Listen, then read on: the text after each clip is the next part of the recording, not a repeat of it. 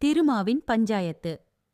திருமா அவர்களோட கட்சி தமிழகத்தில் செல்வாக்காய் இருந்ததுன்னு நினைச்சிட்டு இருக்கும்போது வந்த கருத்துக் கணிப்பில் அந்த கட்சிக்கு செல்வாக்கு மிகவும் கீழே இறங்கிருச்சு அப்படின்னு பெண் நிறுவனமே முதல்வர்ட்ட ரிப்போர்ட்டை கொடுத்துட்டாங்களாம்.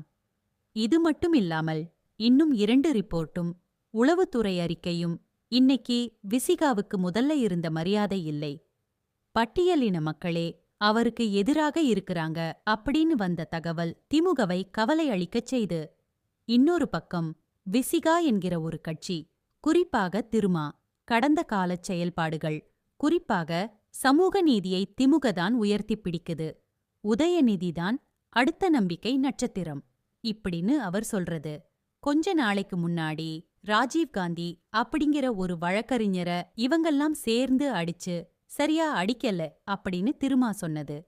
இன்னைக்கு வெகுஜன மக்கள் மத்தியில திருமாவுடைய கட்சிக்கு மிகப்பெரிய கெட்ட பேர் வந்துருச்சு. சரி, ஒடுக்கப்பட்ட சமூகத்தில இருந்து வந்து இவர் பெரிய ஆளா இருக்காரு, படிச்சவரு அப்படின்னு பாராட்டின நிறைய பேரும் இப்ப திருமாவை எதிர்த்து பேச ஆரம்பிச்சிட்டாங்க.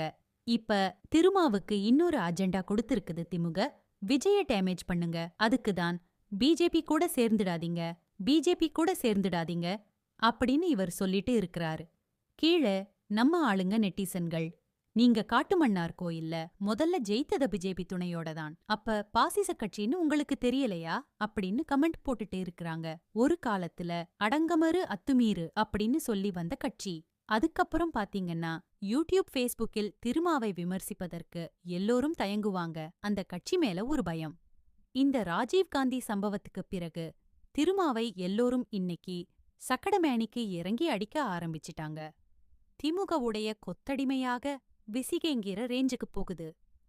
இன்னொரு பக்கம் திமுக ரிப்போர்ட்லயும் அவருக்கு செல்வாக்கு கம்மின்னதால திமுகல இனிமே அவருக்கு எப்படி மரியாதை இருக்கும்னு தெரியல. வர தேர்தல் விசிகாவுக்கு ஒரு பெரிய செட்பேக்கா இருக்கும்.